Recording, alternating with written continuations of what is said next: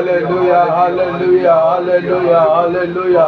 प्रभु जी आपका हम धन्यवाद करते हैं, प्रभु जी आपका हम धन्यवाद करते हैं, प्रभु जी आपका हम धन्यवाद करते हैं, प्रभु आपका हम धन्यवाद करते हैं। ये समय प्रभु हम आपके हाथों में समर्पण करते हैं, प्रभु ये समय हम आपके हाथों में समर्पण करते हैं खुदावन, ये समय हम आपके हाथों में समर्पण करते हैं खुदावन। आपकी बड़ी दया को मांगते हैं, आपकी बड़ी अनुग्रह को मांगते हैं, आपका बड़ा अभिषेक को मांगते हैं प्रभु। आपकी बड़ी दया और आपकी बड़ी करुणा होने के लिए हम प्रार्थना करते हैं, आपका बड़ा अभिषेक होने के लिए हम प्रार्थना करते हैं। आप अपना दया वाला हाथ प्रभु इस घर के ऊपर उंडेलिए, आप अपना करुणा वाला हाथ प्रभु इस घर के ऊपर उंडेलिए। हाँ प्रभु, हम जो वचन पढ़े उस वचन के द्वारा हर एक जन के लिए प्रभु आशीष का कारण हो जाए प्रभु, हर एक के मन बदले, हर एक के हालात चेंज हो जाए। हालेलुया हालेलुया हालेलुया, धन्यवाद हो, हालेलुया धन्यवाद हो, हालेलुया धन्यवाद हो। मेरे जिंदा और सामर्थ्य परमेश्वर आपके हाथों में हम समर्पण करते हैं, आपके लहू में हम छिपाते हैं खुदा। आपकी बड़ी दया को हम मांगते हैं, आपकी बड़ी अनुग्रह को हम मांगते हैं, आपकी बड़ी करुणा को हम मांगते हैं। आप अनुग्रह करें प्रभु, आप दया करें प्रभु, आपकी बड़ी करुणा होने के लिए हम प्रार्थना करते हैं, आपके हाथों में हम समर्पण करते हैं।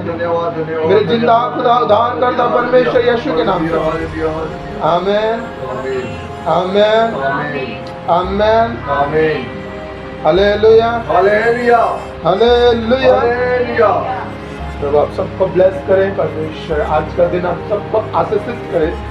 आइए हम एक वचन को लेंगे और मनन करेंगे, हम सभी जन ओपन करेंगे।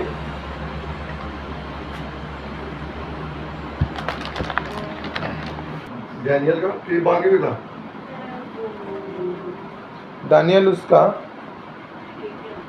6 अध्याय मैं पढ़ देता हूँ, 1040 पेज नंबर 6 का 1 3 4 वचन।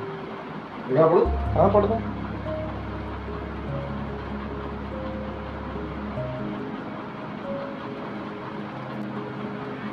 हालेलुया। दानियल उसका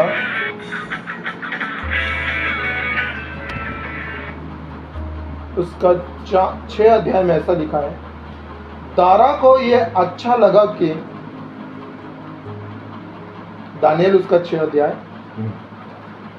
दानियल उसका 6 अध्याय उसका पहला वचन में ऐसा लिखा है, दारा को यह अच्छा लगा कि अपने राज्य के ऊपर 120 ऐसे अधिपति ठहराए जो पूरे राज्य में अधिकारी रखें, और उनके ऊपर उसने 3 अध्यक्ष, जिनमें से दानियल एक था, इसीलिए ठहराए कि वे उन अधिपतियों से लेखा लिया करें और इस रीति राजा की कुछ हानि ना होने पाए। हम दानियल के कहानी को बहुत अच्छे से जानते हैं, कैसे वो छोटे समय में राजा के पास एक गुलाम की अवस्था में पहुंचा, लेकिन जब आप 1 2 3 4 को पढ़ेंगे, परमेश्वर ने उसको गुलाम से निकाल के कैसे राजा के अधिपति बनाया।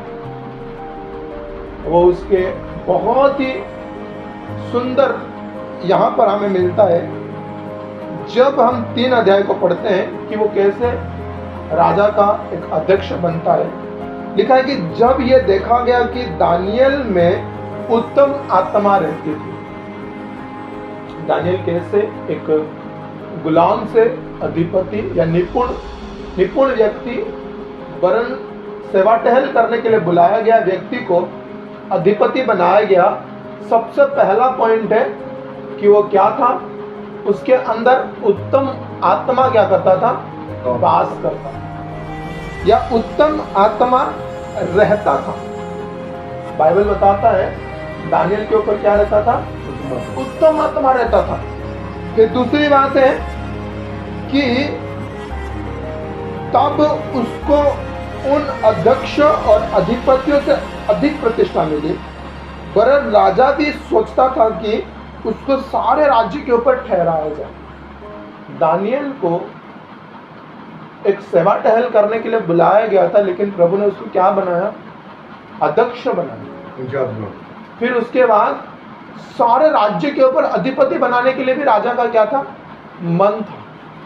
लेकिन क्या होता है, तब अध्यक्ष और अधिपति राजकर्म के विषय में दानियल के विरुद्ध दोष ढूंढने लगे।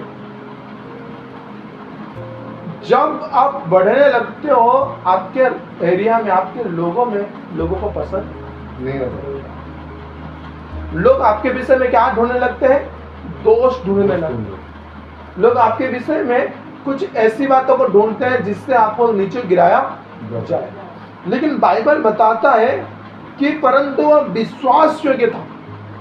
पहला पॉइंट है कि उसके अंदर उत्तम आत्मा वास करता था। दूसरा पॉइंट है कि वो क्या करता था? विश्वास योग्य था। पहला पॉइंट क्या है? उत्तम आत्मा उसके अंदर क्या करता था? वास करता था। दूसरा पॉइंट है वो विश्वास योग्य पुरुष था। फिर हम आगे पढ़ते हैं, और उसके काम में कोई भूल या दोष ना निकलता था। उसके जीवन में, उसके कामों में ना कोई भूल निकलता था, ना कोई दोष निकलता था। परंतु तब वे लोग कहने लगे, उसके अंदर कोई भी भूल नहीं मिला ताकि उन लोग उसको नीचे गिरा सके। परंतु वो लोग क्या कहने लगे? देखो अभी यहाँ पर एक पॉइंट आता है। लोग कहने लगे, हम उस दानियल के परमेश्वर को व्यवस्था छोड़ और किसी विरुद्ध उसका कोई दोष ना पा सकेंगे। क्या दोष मिल रहा है? कि वो परमेश्वर की व्यवस्था में चल रहा है। दानियल के अंदर क्या दोष है? लोगों के लिए क्या, लोगों के आगे क्या लग रहा है दोष? कि ये खुदा के कलाम में चल रहा है, खुदा के डर और भय में चल रहा है। तब वे अध्यक्ष और अधिपति राजा के पास जाते हैं। राजा के पास उतावली से आए और उससे कहे, हे राजा दारा, तू युग युग जीवित रहे। राज्य के सारे अधिपतियों ने, हकीमों ने, अधिपतियों, न्यायियों और गवर्नरों ने भी आपस में सम्मति की कि राजा ऐसी आज्ञा दे और ऐसी कड़ी आज्ञा निकले कि 30 दिन तक जो कोई, हे राजा, तुझे छोड़ किसी और मनुष्य या देवताओं से विनती करे, वो सिंहों के बांध में डाला दिया जाए। आप समझ आ रहा है हम कौन सा वचन को पढ़ें? कौन सा वचन है ये? शेरों के मांग में दानियल को डाला जाने वाली। अब इन लोगों ने क्या किया? एक विचार किया है। ये अधिपतियों, ये अध्यक्षों, हकीमों, न्यायियों, गवर्नर आपस में एक क्या क्या है? इकट्ठे एक निष्पत्ति लिया। एक क्रूरता वाली एक निष्पत्ति लिया। क्या निष्पत्ति लिया? राजा को छोड़ना किसी मनुष्य की, ना किसी परमेश्वर की आराधना करना है। कितने दिन के लिए? सिर्फ 30 दिन के लिए। कितने दिन के लिए प्रार्थना नहीं करना है? 30 दिन के लिए दानियल ने क्या नहीं करना है? प्रार्थना नहीं करना है। उसके विरुद्ध में इन लोगों ने क्या किया? एक प्लान किया, एक पेपर लिया, उसके ऊपर ये लिख दिया। और क्या कर रहे हैं अभी आगे पढ़ेंगे तो लगता है पता चलेगा। इसीलिए अब है राजा, ऐसी आज्ञा दे और इस पत्र पर हस्ताक्षर कर, जिससे ये बातें मादियों और फारिसियों की अटल व्यवस्था के अनुसार बदली जा ना सके। अगर राजा अपना मोहर लगा देता है, राजा अपना हस्ताक्षर कर देता है, मादी और फारिसी में एक रूल है, राजा भी उसको क्या नहीं कर सकता है? बदल नहीं सकता, तोड़ नहीं सकता। आप इन लोगों ने किसके लिए प्लान बना रहे हैं? दानियल को इनके मांग में डालने के लिए, उसके विरोध में प्लान बना रहे हैं। लेकिन परमेश्वर यहाँ पर कार्य कर रहा है। प्रभु अपना कार्य महिमा के कारण बनने जा रहा है। आपके लाइफ में, आपके परिवार में, आपके हिस्से में कोई भी प्रॉब्लम आता है, उसमें प्रभु क्या करने वाला है? एक महिमा का कारण भी करने वाला है। आपके जीवन में कोई विपत्ति आ रहा है, उसके द्वारा भी प्रभु महिमा के कार्य कर कैसे कार्य कर सकता है? अगर हम दानियल के लाइफ को देखेंगे तो प्रभु महिमा के कारण ही करता है। तब दानियल को मालूम हुआ कि उस पत्र पर हस्ताक्षर किया गया है। तब वह अपने घर में गया, जिसकी ऊपरी कोठरी की खिड़कियों यरूशलेम की ओर खुली रहती थी, और अपनी रीति के अनुसार जैसे वह दिन में 3 बार अपने परमेश्वर के सामने घुटने टेक कर प्रार्थना और धन्यवाद करता था, वैसे ही तब भी करता रहा। जब आपके लाइफ में कोई विपत्ति आता है तो परमेश्वर उसको महिमा के भी कारण बनाता है। कैसे? तब दानियल को मालूम होता है कि इन लोगों ने क्या किया है, हस्ताक्षर ले लिया, मारने का प्लान नहीं करना, मारने का प्लान कर चुके हैं, हस्ताक्षर ले लिया है। तब क्या करता है, तब वो अपने घर में जाता है और ऊपरी कटोरी की खिड़की जो हमेशा कहाँ खुला रहता है, यरूशलेम की ओर खुला रहता है, और अपने रीति के अनुसार, किसकी रीति के अनुसार, अपने रीति के अनुसार क्या करता है, वो दिन में 3 बार अपने परमेश्वर के सामने घुटने टेक कर प्रार्थना और धन्यवाद करता था, वैसे ही तब भी करता रहा। तो भी जैसे वो दिन में कितनी बार, 3 बार प्रार्थना करता। हम स्टार्टिंग में एक वचन को पढ़ा था, पहला वचन, हम फिर से उस वचन को पढ़ेंगे और समझेंगे क्या लिखा है। दारा को ये अच्छा लगा कि अपने राज्य के ऊपर 120 क्या करे, अधिपति ठहराए, जो पूरे राज्य को क्या करे, अधिकार में रखे, और उसके ऊपर 3 अध्यक्ष। कितने अधिपति, कितने अधिपति, 120 अधिपति के ऊपर कितने अध्यक्ष, 3। तो एक अध्यक्ष के ऊपर कितना अधिपति आएंगे, 3 में डिवाइड करेंगे तो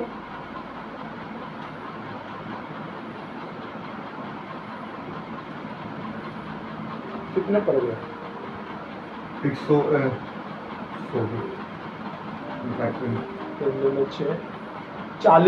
पड़ गए ना, 3 चौ 12, 40 पड़ गए। कितने, एक अधिपति के ऊपर कितने लोग, 40 लोगों का रिपोर्ट लेना है हर दिन। एक बंदा 40 एक बंदे को 40 दिन का 40 रिपोर्ट लो। सोचो 40 व्यक्ति आपसे मिलने आ रहे हैं एवरीडे, आपके पास समय होगा, आपके पास टाइम होगा, आपके पास वक्त होगा। लेकिन यहाँ पर हम 10वें अध्याय में पढ़ रहे हैं, दानियल दिन में 3 बारी परमेश्वर के सामने घुटने टेक कर प्रार्थना और धन्यवाद करता। एक अध्यक्ष जिसके ऊपर कितने अधिपति हैं, 40 अधिपति, जिन्होंने 40 लोगों ने अलग अलग समय में आके आपको रिपोर्ट देना है, अपने रिपोर्ट बनाना है, अपने राजा के हाथ में समर्पण करना है। उसके पास समय है या नहीं है हमें नहीं पता, लेकिन वो व्यक्ति दिन में कितनी बार प्रार्थना करता है, 3 बार। दिन में 3 बारी में क्या कर रहा है, वो प्रार्थना का महत्व समझता था। वो क्या करता था, अपने समय को खुदा के लिए क्या कर देता था, निकाल। और जब आपके लिए कोई विरुद्ध में कार्य कर रहा है, आपके लाइफ में कोई प्रॉब्लम क्रिएट कर रहा है, सॉल्यूशन कहाँ पर है। फिर जब हम आगे पढ़ते हैं, तब उन पुरुषों ने उतावली से आकर दानियल को अपने परमेश्वर के सामने विनती करता और गिड़गिड़ाते हुए पाया। क्या करते हुए पाया, विनती और गिड़गिड़ाते हुए पाया। अतः वे राजा के पास जाकर उसकी राज आज्ञा के विषय में उसे कहने लगे, हे राजा, क्या तूने ऐसा आज्ञा पत्र हस्ताक्षर नहीं किया कि 30 दिन तक जो कोई तुझे छोड़ किसी मनुष्य या देवता से विनती करेगा, वो सिंह के मांग में डाल दिया जाएगा। राजा ने उत्तर दिया, हाँ, मादी और फारसियों के अटल व्यवस्था के अनुसार ये बातें स्थिर है।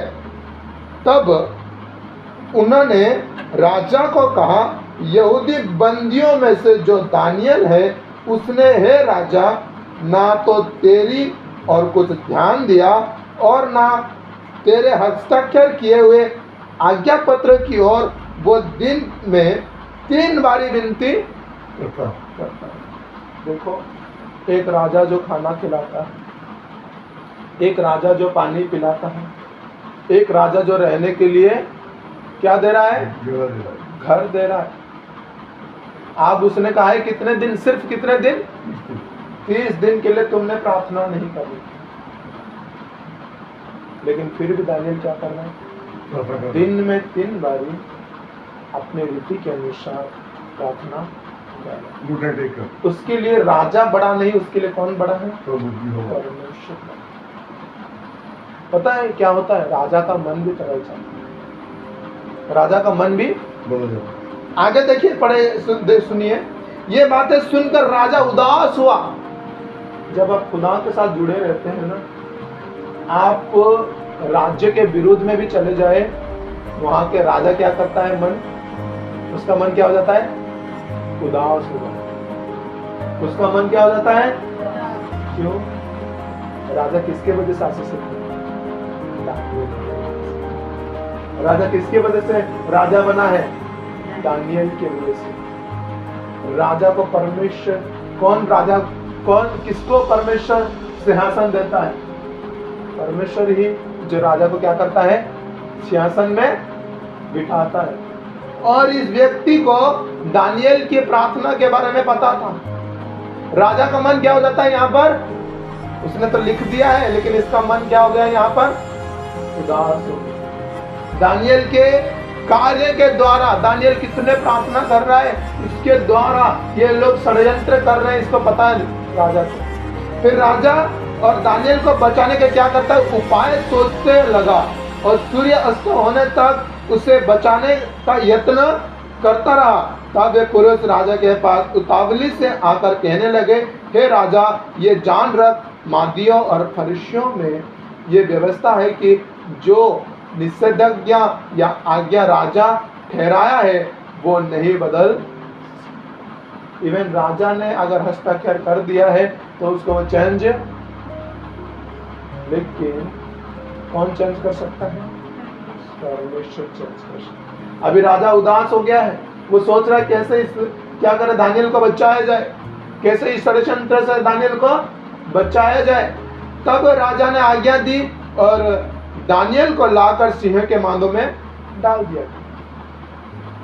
और उस समय राजा ने दानियल से कहा, तेरा परमेश्वर जिसे तू नित्य उपासना करता है वही तुझे।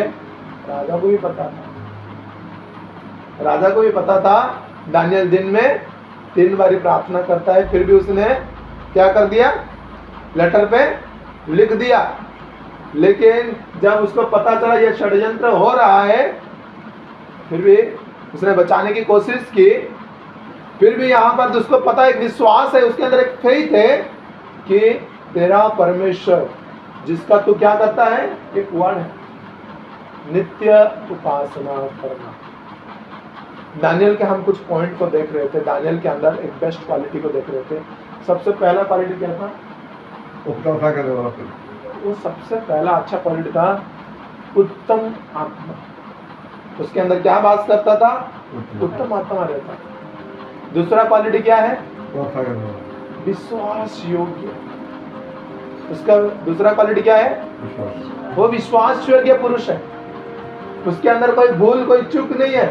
तीसरा क्वालिटी यहाँ पर पता चल रहा है, राजा को पता है तीसरा क्वालिटी क्या है?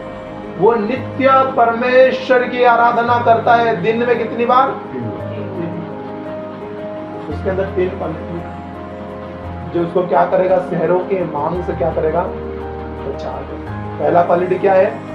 उत्तम आत्मा। दूसरा क्वालिटी क्या है? विश्वास योग्य। तीसरा क्वालिटी क्या है? नित्य उपासना। तीसरा क्वालिटी क्या है? नित्य उपासना करना। फिर आप हम पढ़ते हैं, तब एक पत्थर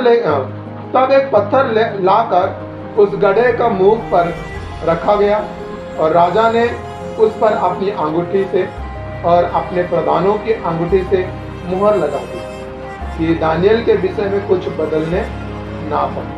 तब राजा अपने महल पर चला गया और उस रात को बिना भोजन पड़ा रहा और उसके पास सुख विलास की कोई वस्तु नहीं पहुंचाई गई और उसे नींद भी नहीं आई।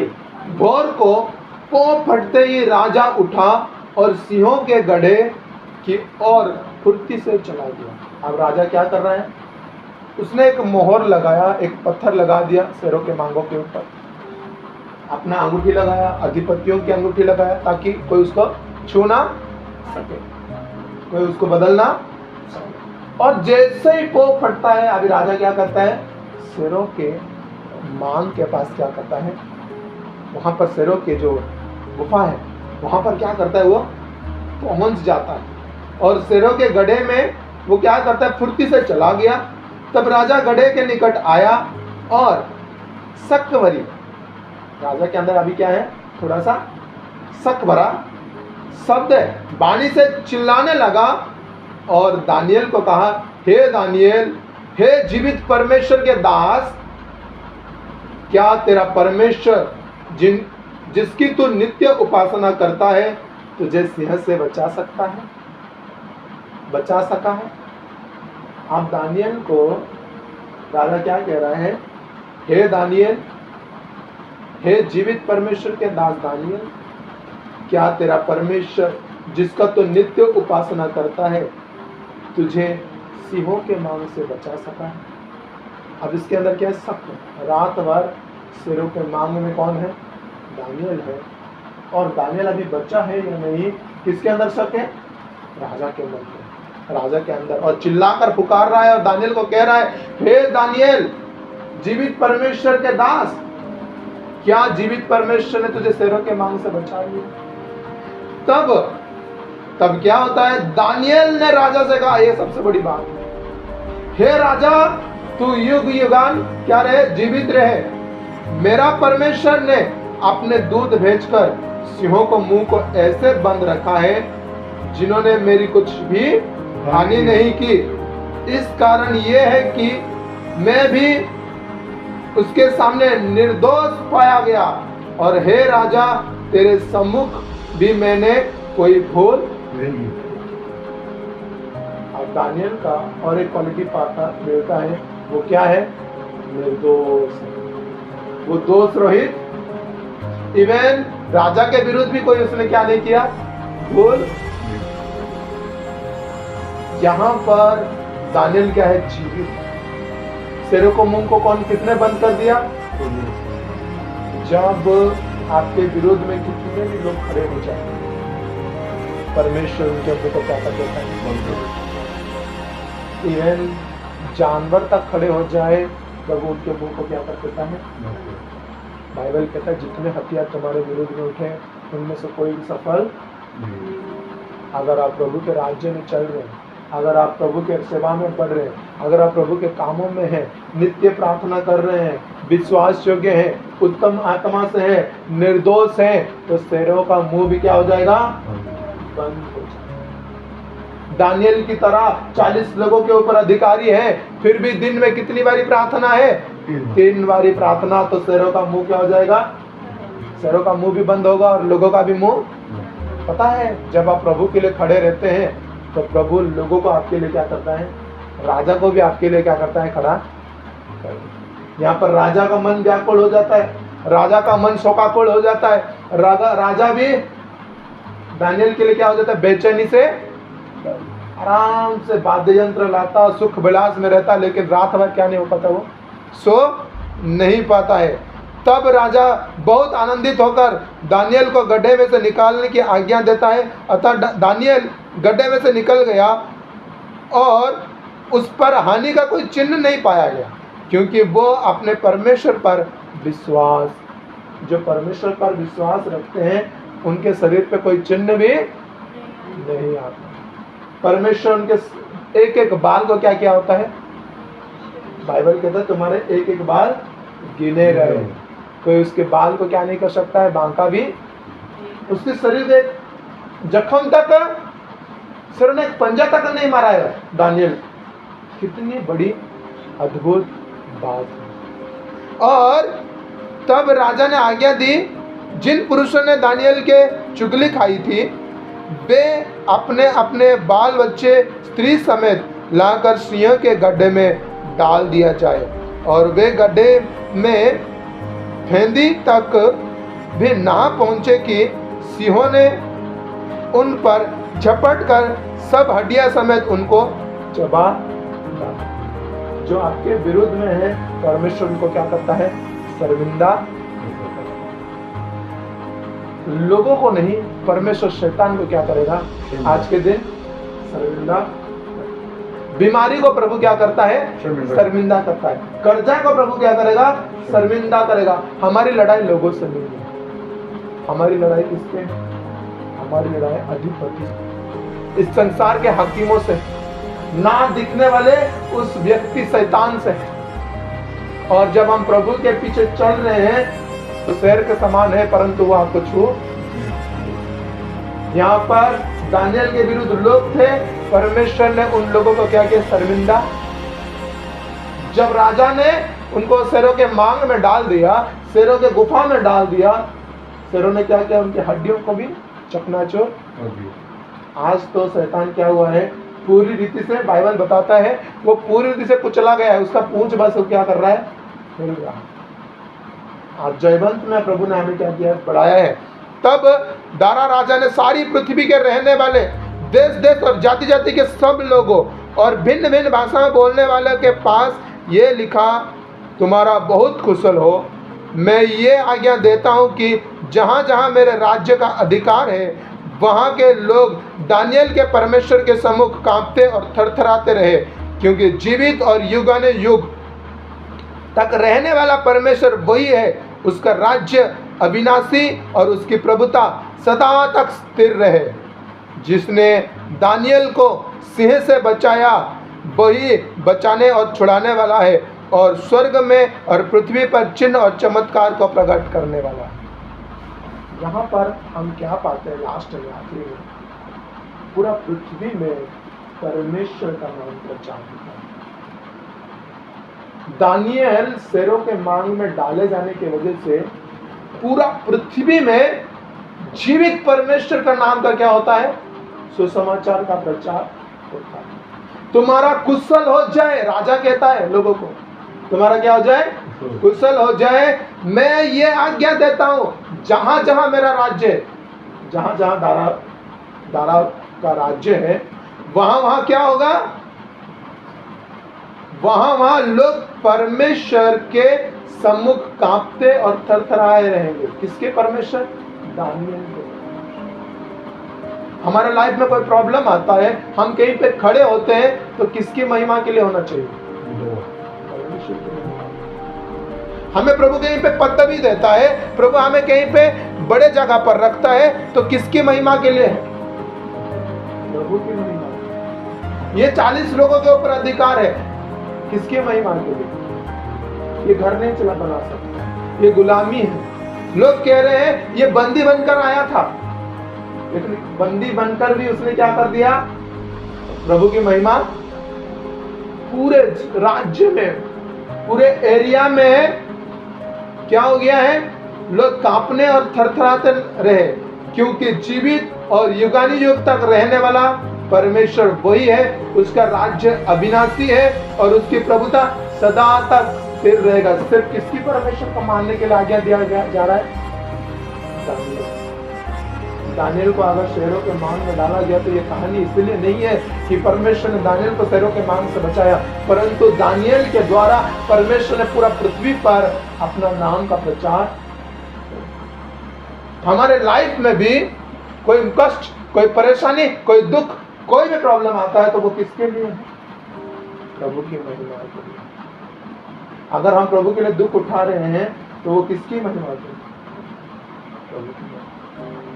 हमारे लाइफ में जो भी हो रहा है, जो कुछ हो रहा है, वो प्रभु के। कोई पे हमें सता रहे हैं, धन्यवाद तो खुदा का, वहां तक प्रभु का नाम, यीशु मसीह का नाम। जो लोग यीशु मसीह को भी नहीं, वो हमारे भले कामों को देख के लोग हमें मारते हैं, लोग हमें पीटते हैं, लोग हमें मसीह होने के नाते हमें लोग क्या करते हैं? थुथखराते हैं, पीटते हैं, मारते हैं। कोई थप्पड़ मारता है, कोई मार के मार देता है, फिर भी हम ऊं तक नहीं करते। फिर भी हम चुपचाप सहन करते हैं। ऐसे लगता है कि हम क्या बेवकूफ हैं, लेकिन क्या है, किसकी महिमा हो रहा है? दानियल को पता था मैंने कोई गलती नहीं, फिर भी वो चुपचाप क्या करता रहा? सहन। जो बोलोगे मैं करूंगा। राजा के भी विरुद्ध चला गया, किसको प्रसन्न करने के लिए? परमेश्वर। दिन में 3 बार प्रार्थना करता था, राजा का मन भी बदल गया। लोग आपके लिए क्रूर हो सकते हैं, लोग आपके लिए क्या हो सकता है, बड़ा ही लोग बोलते होंगे ये कहां से आ गए, लेकिन फिर भी अगर हम प्रभु के साथ खड़े रहे तो क्या होगा? प्रभु का नाम हर एक जगह प्रचार। लिखा है यहाँ पर, जिसने दानियल को सिंहों के मांग से बचाया वही बचाने वाला और छुड़ाने वाला है, और कोई भी नहीं है। कोई भी हमें पाप से बचा नहीं सकता है, कोई हमें पाप से छुड़ा, यीशु के अलावा और कोई भी नहीं है जो हमें आजाद कर सकता है। फिर लिखा है, और स्वर्ग और पृथ्वी का चिन्ह और चमत्कार को प्रकट करने वाला कौन है? परमेश्वर। यीशु ही मसीह है, यीशु मसीह ही प्रभु है, जो स्वर्ग और धरती का मालिक है, जो स्वर्ग और पृथ्वी का क्या है? करता है, जो स्वर्ग और पृथ्वी का प्रभु है। और कोई भी उस टाइम और आज के दिन भी पूरा पृथ्वी में क्या होता है? प्रचार होता है, यीशु के अलावा और कोई। हर एक जगह पर जाए, आज यीशु के वजह से लोग क्या करते हैं? चिढ़ते हैं, लोग पसंद नहीं करते। आप कहीं पे भी चले जाए, हिंदू में चले जाए, मुसलमान में चले जाए, कोई भी धर्म में चले जाए, जैन में चले जाए, आप बोलोगे यीशु मसीह का नाम, लोग डरते जाएंगे, कांपते जाएंगे, चिढ़ जाएंगे, आपको मारने आएंगे, आपको गुस्सा करने आएंगे। बोलोगे दारू पियोगे तो रेडी हो जाएंगे, बोलोगे पार्टी में जाएंगे रेडी हो जाएंगे। लेकिन जैसे ही यीशु मसीह का नाम लेंगे, लोग आपको मारेंगे, लोग आपको पीटने आएंगे। पसंद नहीं है लोगों को यीशु मसीह का नाम। आप कोई भी धर्म का बात बताओ, कुछ नहीं बोलो। हिंदू लोगों के बीच में चले जाओ, मुसलमानों की बात बताओ, कुछ नहीं बोलो। हिंदू लोगों के बीच में जाओ, सिखों की बात तो बताओ, कुछ नहीं बोलो। सिखों के बीच में जाओ, बोलो मंदिरों में जाओ, कुछ नहीं बोलेंगे, कोई कुछ नहीं बोलेगा। लेकिन जैसे ही यीशु का नाम आएगा, क्यों? वो जिंदा खुदा, वो जिंदा परमेश्वर है, वो मुर्दों में से जी उठा। लोगों को पसंद नहीं आएगा। लोग आपसे यीशु के नाम से आपसे क्या करेंगे? आपके पास गाड़ी होगा, आपके पास अच्छा घर होगा, आपके पास अच्छा कपड़ा होगा, आपके पास अच्छा सब कुछ अच्छा होगा, लेकिन जैसे ही बोलेंगे मैं यीशु मसीह का प्रचार करने आया हूँ, मैं यीशु मसीह के बारे में आपको बताने आया हूँ, मैं जिंदा खुदा के बारे में बताने आया हूँ जो मुर्दों में से जी उठाए, वैसे ही आपको देख के क्या करेंगे? लोग चिढ़ने लगे, नफरत करेंगे। लेकिन देखना, जो लोग यीशु मसीह का प्रचार करने जाते हैं, लोग उनको मारते हैं, लोग उनको पीटते हैं, वो चुपचाप सहन करके आ जाते हैं। उनके पास भी 2 हाथ हैं, उनके पास भी मुंह है, उनके पास भी बुद्धि है, उनके पास भी ऊंचा आवाज, लेकिन बोलते नहीं। क्यों नहीं बोलते पता है? बाइबल सिखाता है। हमारा यीशु ऐसा, हम जिसको फॉलो करते हैं वो वैसे इसलिए करते हैं क्योंकि वो जिनको फॉलो करते हैं वो वैसे है। लेकिन हमारा यीशु हमें क्या सिखाता है?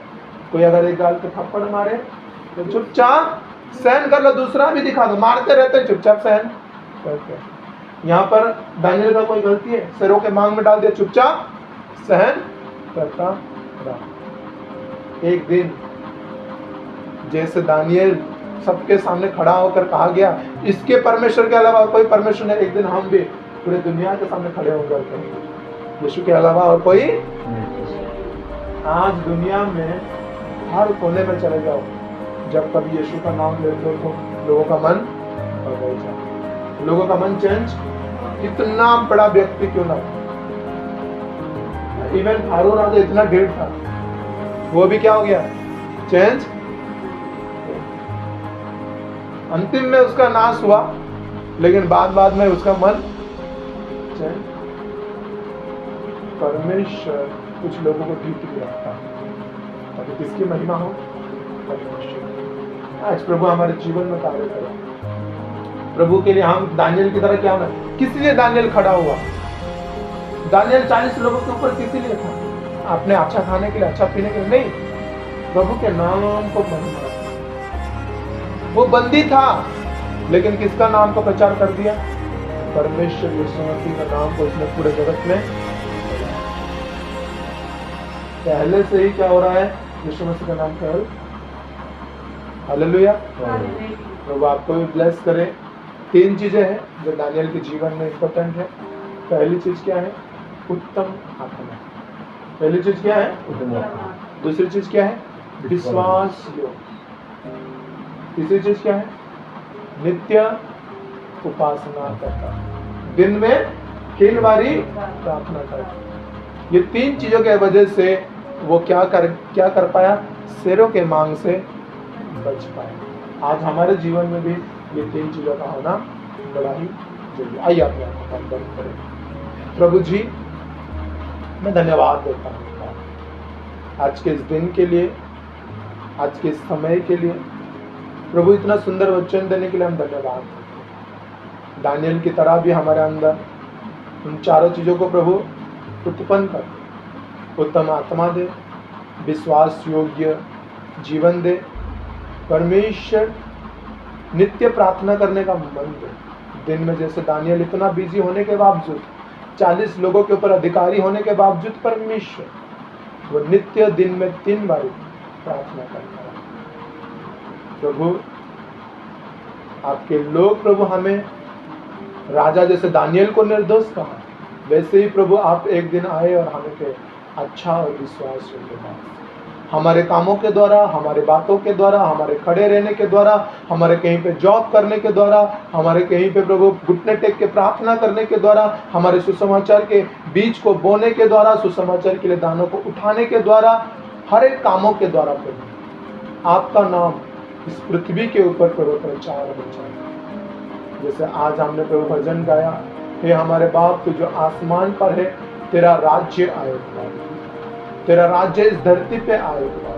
लोग जाने कि तू ही बचाने वाला, तू ही छुड़ाने वाला, तू पापों से बचाने वाला, तू रोगों से छुड़ाने वाला, तू अधर्मों से हमें माफ करने वाला, तू हमारे पापों को, तू हमारे श्रापों को मिटाने वाला परमेश्वर। एक ही खुदा है, एक ही जीवित परमेश्वर है जो मृतकों में से तीसरे दिन जी उठा हुआ है यीशु मसीह। हमारे पापों के लिए मारे गए, गाड़े गए, तीसरे दिन मुर्दों में से जी। हम विश्वास करते हुए यीशु नासरी के नाम से मांगते हैं, जिंदा खुदा यीशु के नाम से मांगते हैं। आमीन, आमीन, आमीन। बोलेंगे सारे हालेलुया, हालेलुया, हालेलुया, हालेलुया।